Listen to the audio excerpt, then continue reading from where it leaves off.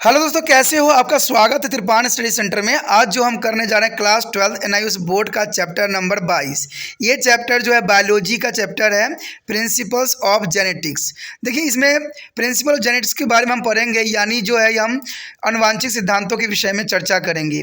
ये चैप्टर कई मानने में कई क्लास के बच्चों के लिए बहुत ही इंपॉर्टेंट सिद्ध होगा, चाहे वो 11वीं के क्लास के हों, 12वीं हो, 10वीं हो, चाहे उनका बोर्ड हो सीबीएसई हो, एनआईओएस हो, चाहे यूपी बिहार बोर्ड कोई भी बोर्ड हो। अगर उनका सब्जेक्ट में प्रिंसिपल जेनेटिक्स है, आनुवांशिक सिद्धांत है, तो ये चैप्टर उनके लिए अत्यंत महत्वपूर्ण होने वाला है। क्योंकि त्रिपाण सेंटर जो है आपके लिए ये हिंदी इंग्लिश मीडियम में तो लाता ही लाता है, साथ में अब जो है हिंदी इंग्लिश दोनों में ही आपको स्क्रीन में डिस्प्ले होगा, जो कि आपको नोट करने के लिए बहुत ही फ़ायदेमंद रहेगा।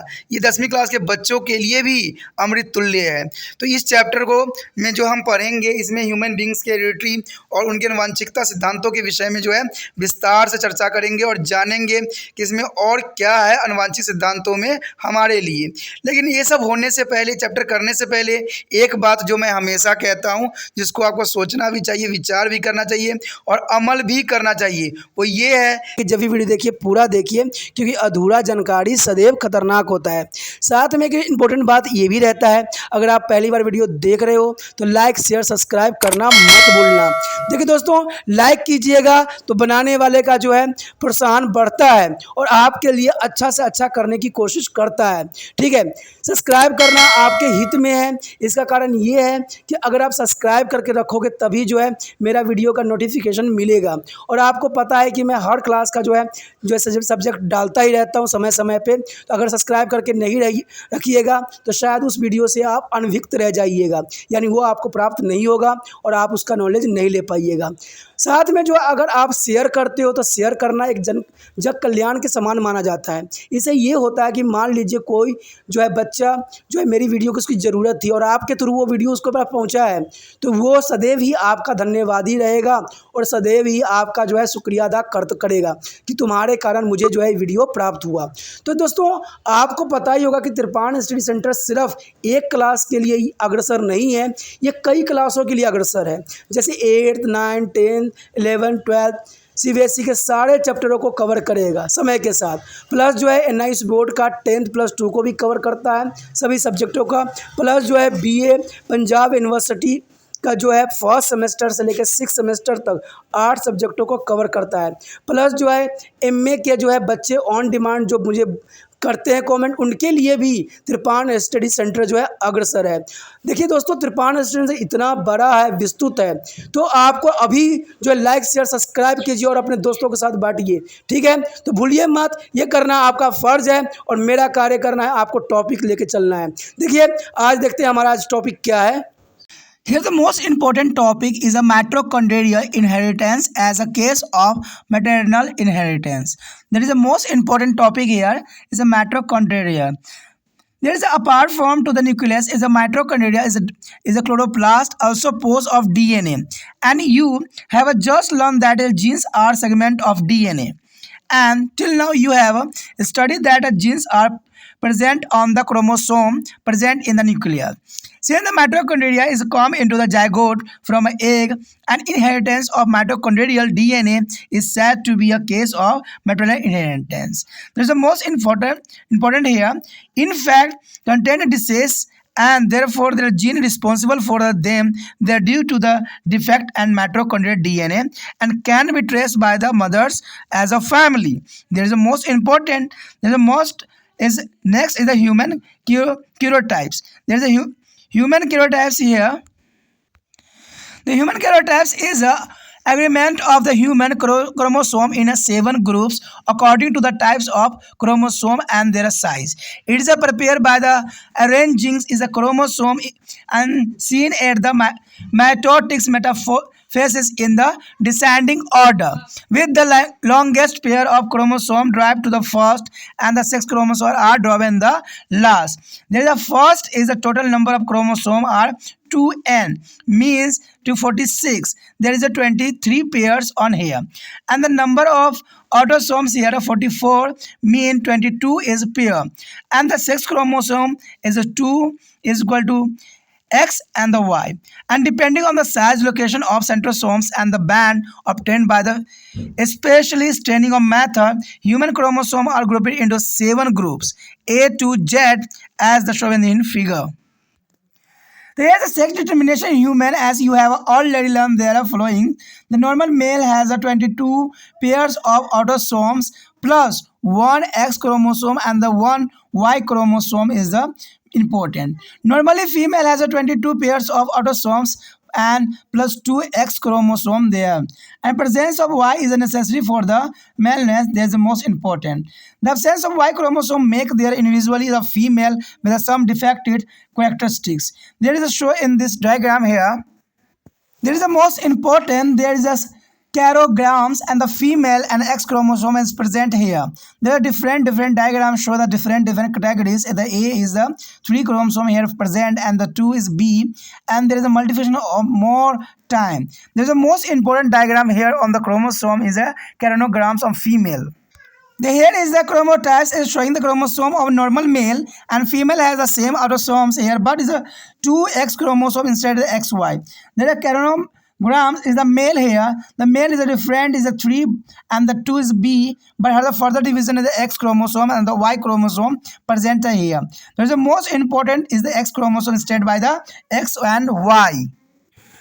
दोस्तों यहाँ पर अत्यंत महत्वपूर्ण हमारा टॉपिक आया है माइटोकॉन्ड्रियल वंशागति। देखिए ये माइटोकॉन्ड्रियल जो होती है ये भी बहुत इंपॉर्टेंट होता है और वंशागत में देखा जाए तो कहते हैं एक मात्रिक वंशागत का एक मामला आता है जिसमें हम देखने का चाहते हैं कि केंद्रक की अतिरिक्त माइटोकॉन्ड्रिया और हरित लावा यानी क्लोरोप्लास्ट में डीएनए विद्यमान रहता है। ये तो जनरल सी बात है कि डीएनए विद्यमान रहना एक जनरल बात है।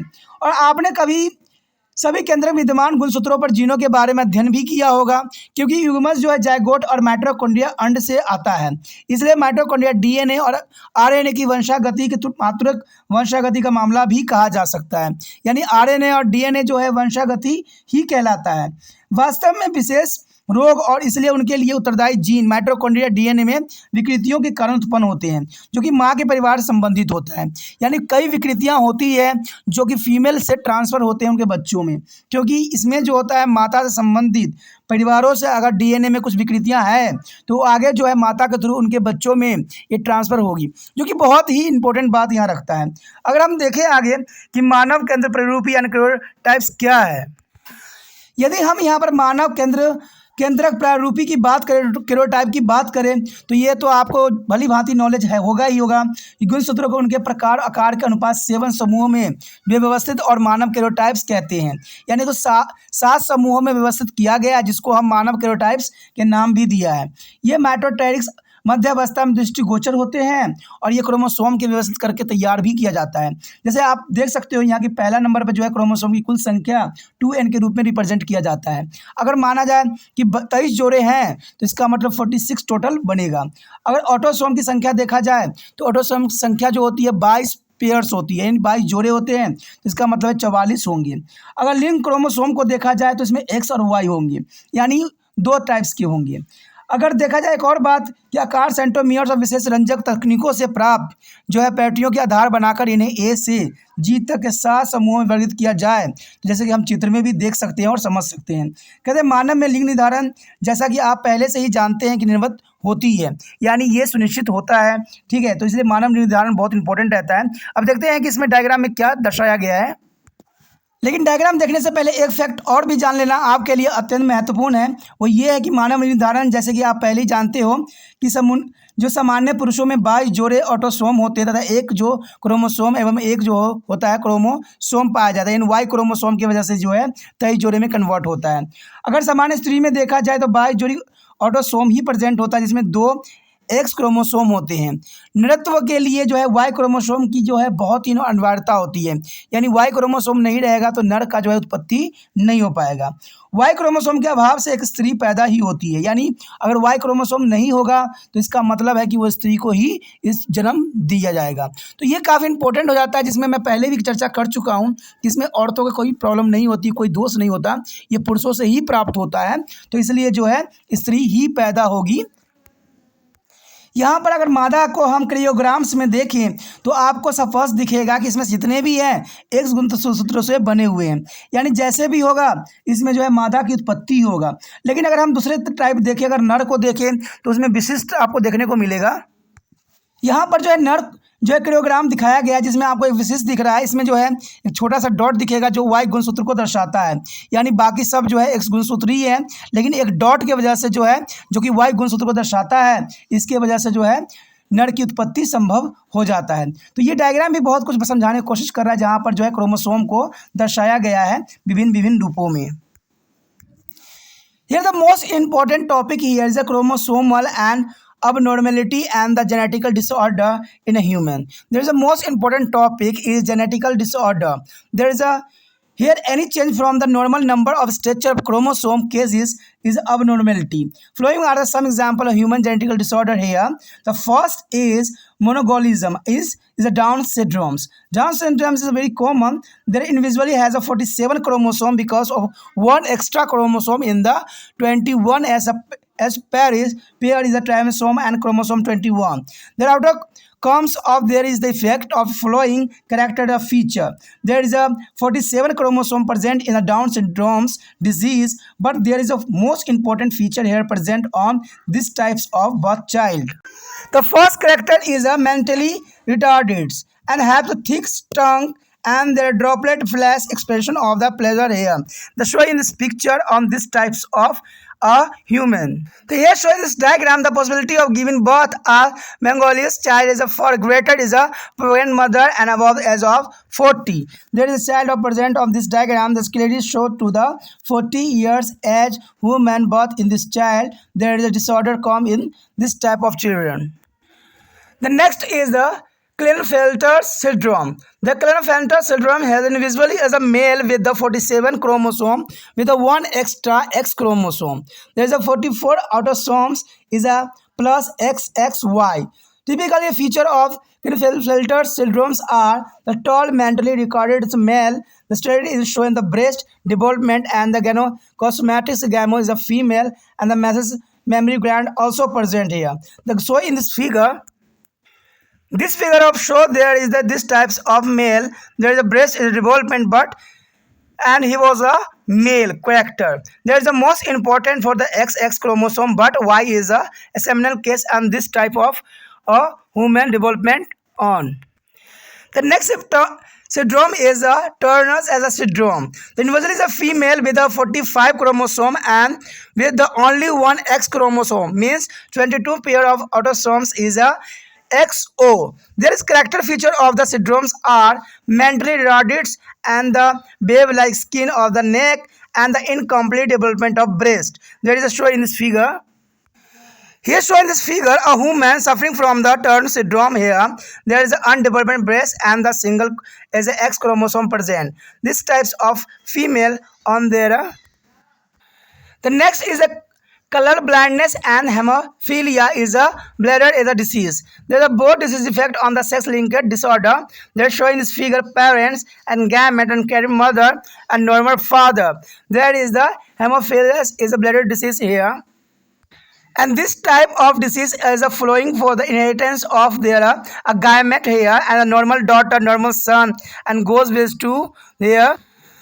There is a XC is the carrier daughter and the color blind son. There is a not X normal allele and the XC is a receiver mutant. The rate of color blindness of this condition types of a human.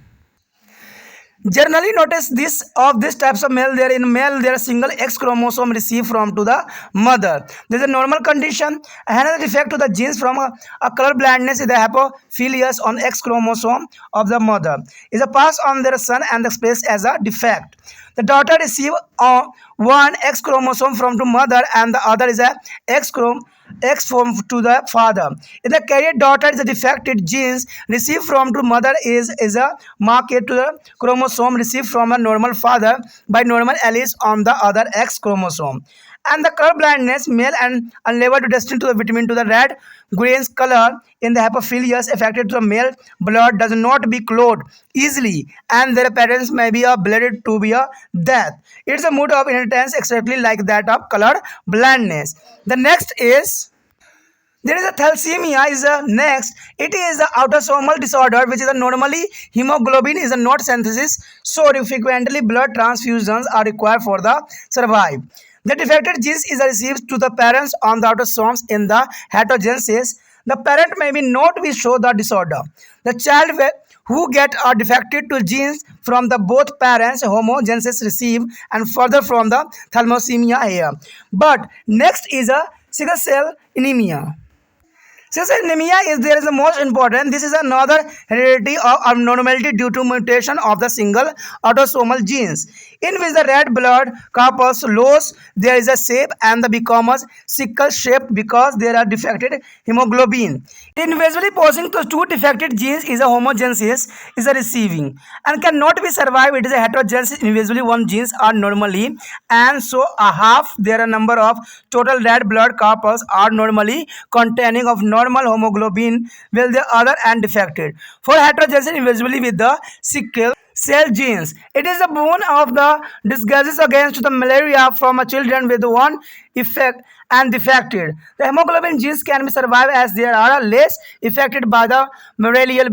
Malaria is because there is a malarial parasite cannot be trapped inside the defected RBC. But important is the RH factor. The RH factor is the most important for the woman and the birth child. There is a RH factor is an antigen. Antigen a protein present on the surface of red blood corpus. There are about a 15% of all women do not have their gene from RH antigen. There are RH negatives. Man can be also RH negative. But the problem which is a the trait carried in the RH negatives woman, a pregnant RH negative woman, was the husband is RH positive, may be bear to the child who may be have inherited by the RH positive gene from to father. If the factor is the blood of the RH positive factors is enter mother's body stream, here is the immune system produce antibodies and against to RH antigen, which is maybe cause a minor problem in first pregnancy. But antibodies is remain in the mother as blood and in the subsequent pregnancy in their mother as a antibody against the factors RH antigen. Maybe enter to factor and blood streams are destroyed. It is a red blood corpus causing to the cerebral anemia, which may be even to fatal erythroblastosis and factors for the factors.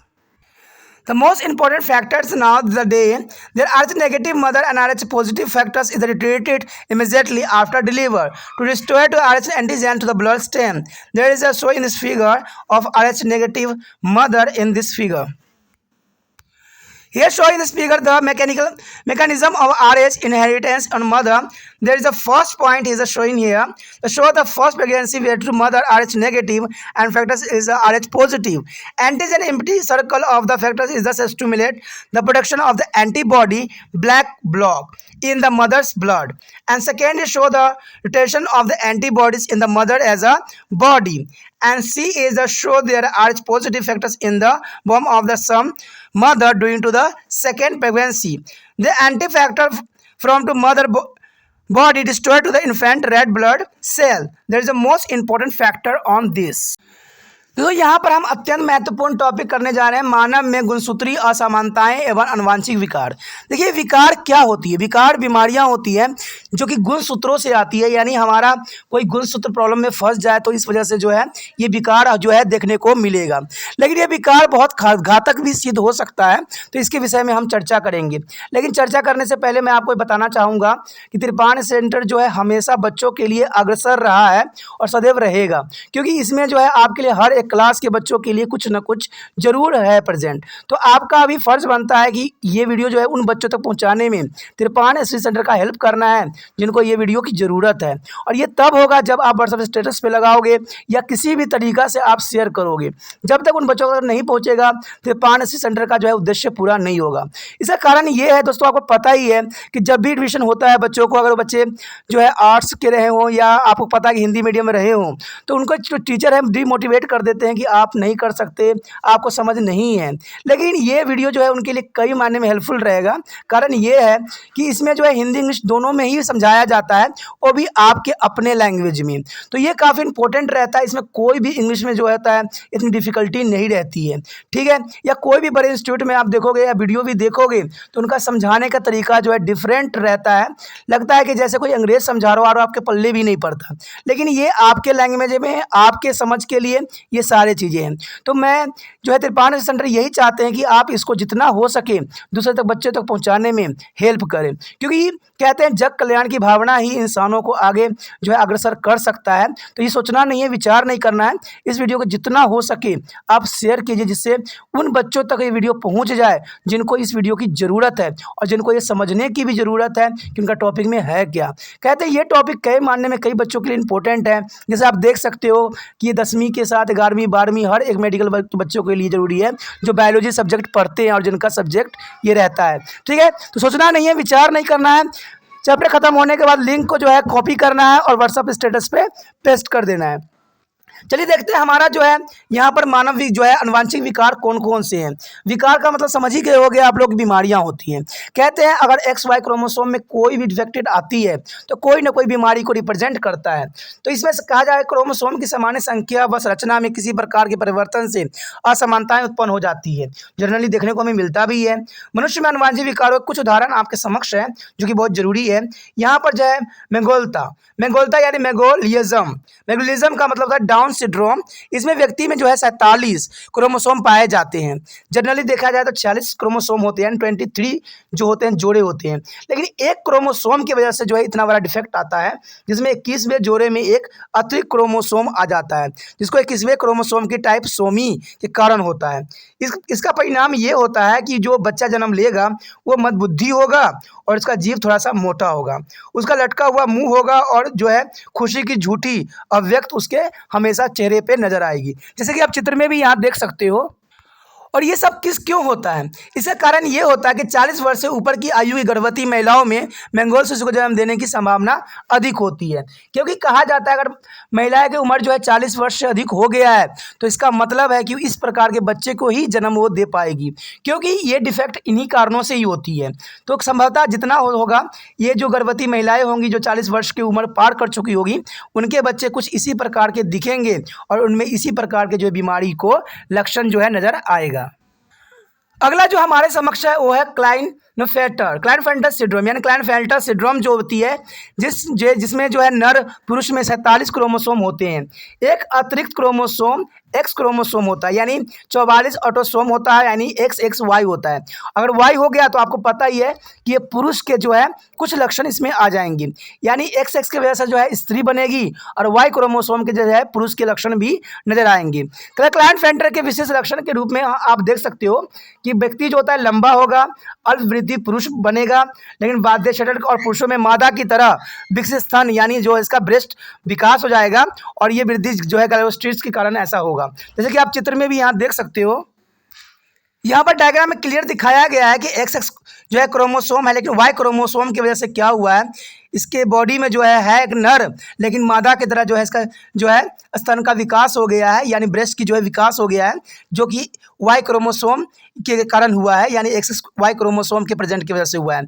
तो ये defect generally देखने को मिलता है कि sex chromosome और autosome present रहती है, यानी ये होते हैं मेल होते हैं बट फीमेल के कुछ कैरेक्टर जो है इनके अंदर आ जाता है।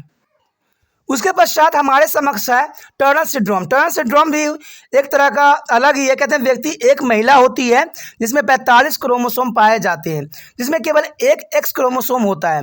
कहते हैं 22 जोड़ी ऑटोसोम हो यहाँ पर, तो XO इसके मुख्य लक्षण आपको दिखने को मिलेगा कि ये मध्य बुद्धि होगी, गर्दन पर जो है जालूनुमा त्वचा होगी और जो अपूर्ण विकसित स्तन होंगे, यानी इसमें छाती का विकास नहीं होगा। ये डायग्राम भी बहुत कुछ बता देता है। कहते हैं टर्नर सिंड्रोम यहाँ पर आपको दिखाया गया है कि जो एक औरत है वो टर्नर सिंड्रोम से ग्रसित है, जिसमें इसमें दिखाया गया है कि इसका जो है ब्रेस्ट का विकास नहीं हुआ है, लेकिन जो है इसका X क्रोमोसोम गुणसूत्र को दिखाया गया है। तो ये अलग डिफरेंस कैटेगरी होती है टर्नर सिंड्रोम की और ये जनरली कहते हैं पाया जाता है। उसके पश्चात हमारे समक्ष है वर्ण अंधता यानी हेमोफीलिया। देखिए वर्ण अंधता एक विशेष प्रकार की डिसऑर्डर है। इसमें रक्तस्रावी रोग हो जाती है यानी ब्लैडर डिसीज हो जाती है। इसमें दोनों लिंग संलग्न यानी एक्स लिंकेड के विकार के कारण होता है। यहाँ आप डायग्राम में भी इस बात को पुष्टि किया जा सकता है कि इसमें एक्स एक्स और सी आपको दिखेगा और एक्स एक्स वाई की जगह सी दिखेगा। तो वर्ण अंधता का एक को दर्शाया गया है। अगर इसमें देखा जाए तो वाहक मादा हो गया, सामान्य पिता होगा, तो इसमें युग्मक गैमेट जो बनेगी वो एक्स और एक्स सी के रूप में बनेगा और दूसरे साइड एक्स एंड वाई के रूप में गैमेट बनेगा। अगर इसी को हम रिप्रेजेंट करें वर्णता की वर्षागति में तो कुछ इस तरह से आपको देखने को मिलेगा। अगर यहाँ पर अगर ऐसा हुआ है तो एक्स एक्स जो है सामान्य पुत्री में कन्वर्ट होगा बट सामान्य पुत्र भी बनेगा। लेकिन एक कंडीशन जहाँ पर आएगा जहाँ एक्स सी के साथ वाहक के रूप में कार्य करेगा यानी वाहक पुत्री बनेगी और वर्ण अंत पुत्र के रूप में कन्वर्ट हो जाएगा। तो ये वर्ण अंतता के वर्षागत के रूप में दिखाया गया है जो कि बहुत ही महत्वपूर्ण यहाँ पर रहता है। इसमें अगर देखा जाए सामान्य रूप में जो एक सामान्य एलील्स था लेकिन एक्स सी जो है अप्रभावी उपरिवर्तित थी, जैसे चित्र में हमने देखा भी था। कहते हैं पुरुषों में केवल एकल एक्स क्रोमोसोम मां से प्राप्त होता है, अंततः एक दोषपूर्ण जीन वह अंतः और हेमोफीलिया के लिए जिम्मेवार होता है। मां के एक्स क्रोमोसोम में विद्यमान रहता है जो कि पुत्र को अंतरित चला जाता है और एक दोष के रूप में अभिव्यक्त हो जा पाता है। तो ये काफ़ी इंपॉर्टेंट है कि माता से ही पुत्र के प्राप्त होगा। पुत्री को एक एक्स क्रोमोसोम मां से और दूसरा गुणसूत्र पिता से प्राप्त होता है। मां से प्राप्त दोषपूर्ण जीन दूसरे एक्स पर सामान्य लिस्ट द्वारा जो है अच्छित हो जाता है जब पुत्री वाहक कहलाती है। यानी वर्ण अंतः पुरुष लाल व हरे रंगों में विभेद नहीं कर पाते हैं। हेमोफीलिया से ग्रस्त पुरुषों को रक्त थक्का आसानी से नहीं बन पाता है। यानी इस बीमारी यानी हेमोफीलिया के से ग्रस्त जो पुरुष होते हैं उनमें जो है ब्लड का थक्का नहीं बन पाता, यानी ब्लड जो है क्लोटिंग आसानी से नहीं बन पाता है और रोगी के रक्त स्वेद से मृत्यु भी हो सकती है। तो ये बहुत बड़ा कारण बनता है। इसकी वंशागत ठीक वर्धनता की वंशागत के सामान्य ही माना जा सकता है। अगला जो बात है हमारे पास थैलोमेसिया के बारे में बताया जा रहा है कि थैलोमेसिया क्या है। देखिए ये एक ऑटोसोमी और लिंगिक गुणसूत्र विकार है, यानी ऑटोसोमल विकार एक तरह से माना गया है। इसमें हीमोग्लोबिन का संश्लेषण सुचारू रूप से नहीं होता है, लेकिन जिसके फलस्वरूप जीवित रहने के लिए बार बार रक्तदान की कराते रहना आवश्यक होता है, यानी ट्रांसफ्यूजन इसमें लगा रहता है। तो ये थैलोमेसिया जो होती है बहुत खतरनाक बीमारी होती है जिसमें आपको बार बार धान जो है चेंजेस करने की जरूरत पड़ती है। कहते हैं दोषपूर्ण जीन जो है प्रभावी होते हैं और ऑटोसोम पर मौजूद हो जाता है। इसलिए जो विषम युग्मित यानी माता पिता से यह दोष जो है दृष्टिगोचर नहीं हो होता है, लेकिन बच्चा जो माता पिता दोनों में इसमें अप्रभावी दोष गुण हो रहता है उसे जीन प्राप्त करता है और थैलोमेस से पीड़ित हो जाता है। तो ये काफ़ी बहुत खतरनाक बीमारी ही कहा जा सकता है जिसमें ट्रांसफ्यूजन लगी रहती है, यानी थैलोमेसिया जो होती है बहुत खतरनाक विकार पाई जाती है। उसके पश्चात हमारे समक्ष है सिकल सेल एनीमिया। देखिए सिकल सेल एनीमिया जो होती है एक दूसरी वंशागत असामान्यता है जो कि एकल ऑटोसोम जीन की उत्परिवर्तन के कारण संभव है। इसमें लाल रुधिर कणिकाएं अपने वास्तविक आकार में न होकर विकृति होकर हसित यानी सिकल्स के आकार की हो जाती है, इसलिए इसको सिकल सेल एनीमिया भी कहा जाता है। यानी जो इसमें कहते हैं अगर वास्तविक रुधिर लाल रुधिर कणिकाएं होती है वो सिक्कल का रूप धारण कर लेती है। ये दोषपूर्ण हीमोग्लोबिन के कारण ऐसा संभव होता है। दो दोषपूर्ण जीन जो है समयोजित यानी अप्रभावी वाले व्यक्ति जीवित नहीं रह सकते हैं। विषम व्यक्तियों में एक जीन सामान्य होता है और इसलिए कुल लाल रुधिर कणिकाओं की आधी कणिकाओं के सामान्य हेमोग्लोबिन पाया जाता है, जबकि दूसरी दोषपूर्ण होती है सिकल सेल्स जीन वाले युग्मन जो व्यक्ति के लिए यह मलेरिया के विरुद्ध उन बच्चों के लिए एक वरदान है जिनमें एक दोषपूर्ण हीमोग्लोबिन जीन पाया जाता है। उसमें मलेरिया का प्रभाव कम होता है क्योंकि दोषपूर्ण लाल रुधिर कणिकाओं के अंदर मलेरिया परजीवी पनप नहीं सकता है। देखिए कहते हैं ना कुछ बुराई है तो कुछ अच्छाई भी है। तो कहते हैं ऐसे व्यक्तियों को जो है इस रोग से ग्रसित व्यक्तियों को मलेरिया होने के चांसेस 0 होता है, यानी कभी भी जो है मलेरिया परजीवी पनप नहीं सकता इसके ब्लड में। तो ये भी कहते हैं ना कुछ बुराई के साथ कुछ अच्छाई भी यहाँ पर देखने को मिला है। अब यहाँ पर सामान्य बात किया जाए जो कि RH फैक्टर के बारे में है जो कि बहुत इंपॉर्टेंट है और ये गर्भवती महिलाओं से संबंधित है।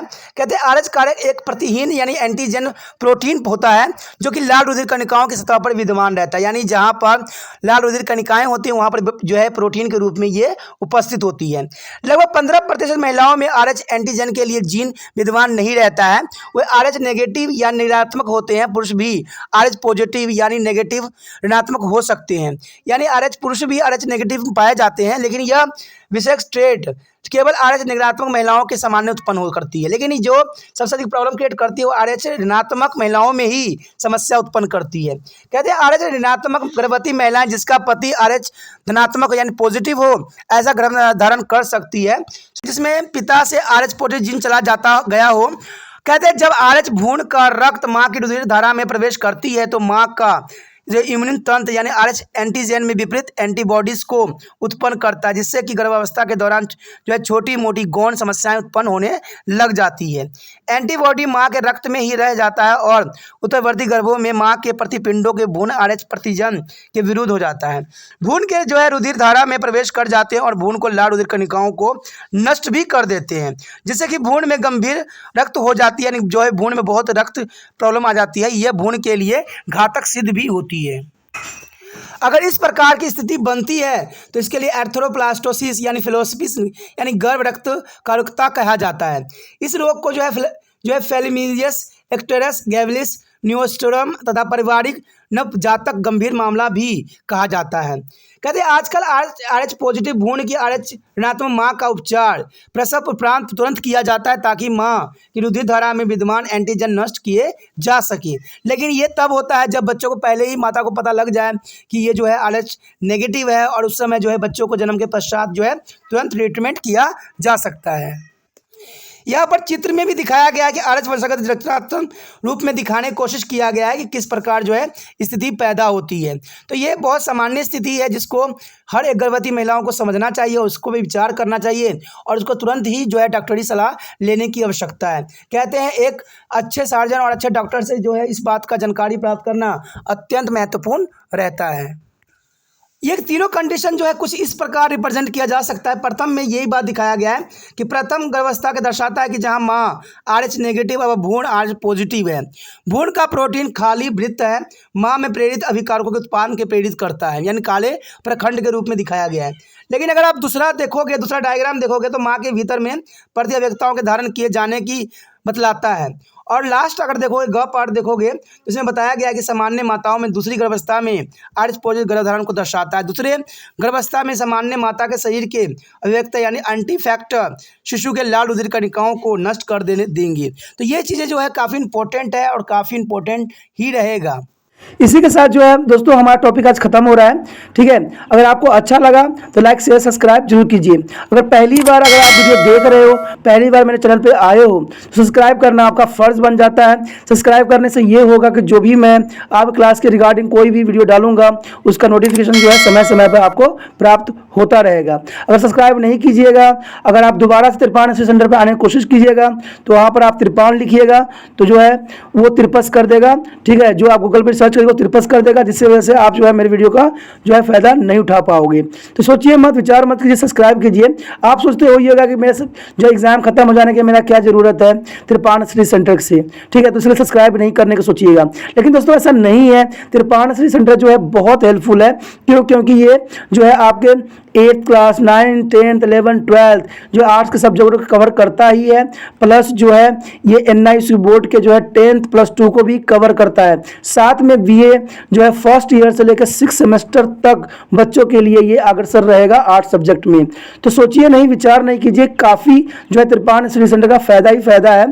ठीक है, अगर आप मुझे प्रोत्साहित करोगे तो आपके लिए मैं तरह तरह के वीडियो बनाऊंगा जो आपको फायदा पहुंचाएगा। एग्जाम के तौर पे मैं आपको जो है पेपर भी आपको सोल्यूशन करके दिखाऊंगा जो आपके लिए फायदेमंद रहेगा। अगर नहीं सब्सक्राइब कीजिएगा, मेरा मनोबल घटेगा, तो हो सकता है कि आपको फिर दोबारा मैं नया वीडियो बनाऊं और आपको फायदा ना पहुंचाऊं। तो अभी भी नहीं सोचिए, मेरा जितना आप फैलाइएगा, जितने दूसरे बच्चों के साथ शेयर कीजिएगा, उतना जो है मैं आपके लिए कार्य करने में अग्रसर रहूंगा। ठीक है दोस्तों, इसे सोचिए मत, विचार मत कीजिए, अभी सब्सक्राइब कीजिए और अपने व्हाट्सएप स्टेटस पे लगाइए और दूसरे बच्चों के साथ भी शेयर कीजिए। ठीक है दोस्तों, अपना ध्यान रखना। बाय।